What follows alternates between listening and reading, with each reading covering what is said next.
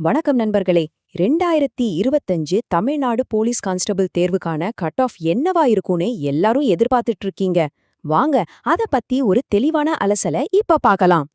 November 9ஆம் தேதி பரீட்சை எழுதிட்டு வந்ததிலிருந்து உங்க எல்லாருடைய மனசுலயும் ஓடிருக்கிற ஒரே கேள்விதான், இந்த வருஷம் கட் ஆஃப் எவ்ளோ வரும்? வாங்க இதுக்கான பதில தான் நாம இப்போ தேட போறோம்.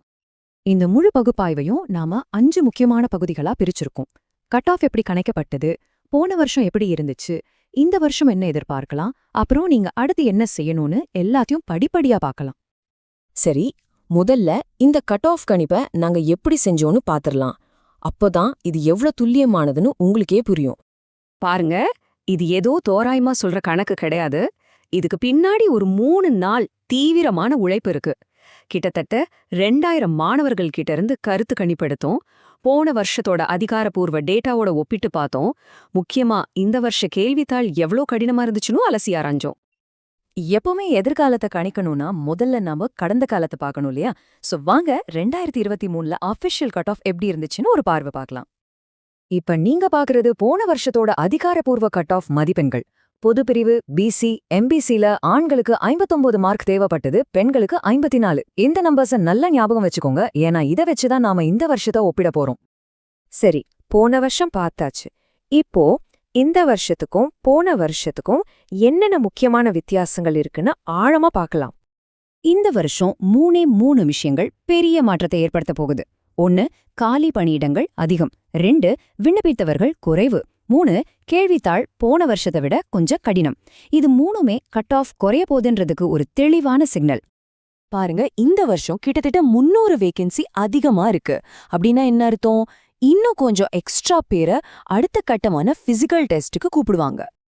அதே சமயம் போட்டி போடுறவங்களோட எண்ணிக்கையும் ஒரு 25,000 பேர் வரைக்கும் குறைஞ்சிருக்கு. சோ ஆட்டோமேட்டிக்கா போட்டி கொஞ்சம் கம்மியாகுது. ஆனா இது எல்லாத்தையும் விட ரொம்ப ரொம்ப முக்கியமான காரணி இந்த வருஷ கேள்வித்தாள். போன வருஷம் மாதிரி இல்லாம இந்த வருஷம் கேள்விகள் ரொம்ப தரமாவும் கொஞ்சம் யோசிச்சு பதில் சொல்ற மாதிரியும் இருந்துச்சு. இதனால நல்லா படிச்ச ஸ்டூடெண்ட்ஸ் கூட எதிர்பார்த்ததை விட கொஞ்சம் குறைவாத மார்க் எடுத்திருக்காங்க.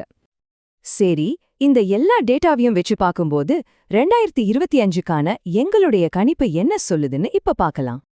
நாங்க எங்களுடைய பகுப்பாய்வுல ரொம்ப நம்பிக்கையா இருக்கிறோம். ஒரு முக்கியமான விஷயம் என்னன்னா, ஜெனரல் கட் ஆஃப் எந்த காரணத்தை கொண்டும் 58 மார்க்குக்கு மேல போறதுக்கு வாய்ப்பே இல்ல. வேணும்னா இதை நீங்க எழுதி வச்சுக்கோங்க. இப்போ ஒவ்வொரு சமூகத்துக்கும் என்ன கட் ஆஃப் வரலான்னு பாருங்க. பொதுப்பிரிவு ஆண்களுக்கு 56லிருந்து 58க்குள்ளேயும் பெண்களுக்கு 51லிருந்து 53க்குள்ளேயும் இருக்கலான்னு எதிர்பார்க்கிறோம். நீங்க கவனிச்சீங்கன்னா போன வருஷத்தை விட 1 அல்லது 2 மார்க்கு குறையறதுக்கு தான் அதிக வாய்ப்பு இருக்கு. அப்போ சுருக்கமா சொல்லணும்னா, ஏன் கட் ஆஃப் குறையும்? காலி பணியிடங்கள் அதிகம், விண்ணப்பதாரர்கள் குறைவு, கேள்வித்தாள் கடினம். இந்த 3 முக்கிய காரணங்கள்லாம் தான் ரிசல்ட் வரும்போது நீங்க கட் ஆஃப் குறைவா இருக்கிறத பாப்பீங்க. சரி, இப்போ கட் ஆஃப் பத்தி எல்லாம் பேசியாச்சு. ஆனா இதை விட ஒரு முக்கியமான விஷயத்துக்கு நாம இப்போ வரப்போறோம். அதாவது, நீங்க அடுத்து என்ன செய்யணும்? ஒருவேளை நீங்க எழுத தேர்வுல பாஸ் பண்ணிட்டீங்க, அடுத்த கட்ட நடவடிக்கை என்னவா இருக்கணும்? அதுதான் இப்போ இருக்கிற $1 மில்லியன் கேள்வி. இந்த ஒரு விஷயத்த மட்டும் உங்க மனசுல ஆழமா பதிய வச்சுக்கோங்க. உங்களுடைய இறுதி தேர்வை தீர்மானிக்க போறது உங்க எழுத்து தேர்வு மதிப்பெண் கிடையாது. உங்களுடைய உடற்தகுதி தேர்வுல நீங்க வாங்க போற மார்க்கு தான் உங்க வேலைய உறுதி செய்யும்.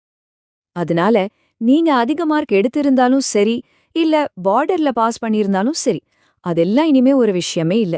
உங்களுடைய முழு கவனத்தையும் இப்போ உடற்பயிற்சிக்கும் மாத்துங்க. பிசிக்கல் டெஸ்ட்ல இருக்கிற 24 மார்க்கையும் முழுசா வாங்குறது தான் உங்களுடைய ஒரே குறிக்கோளா இருக்கணும்.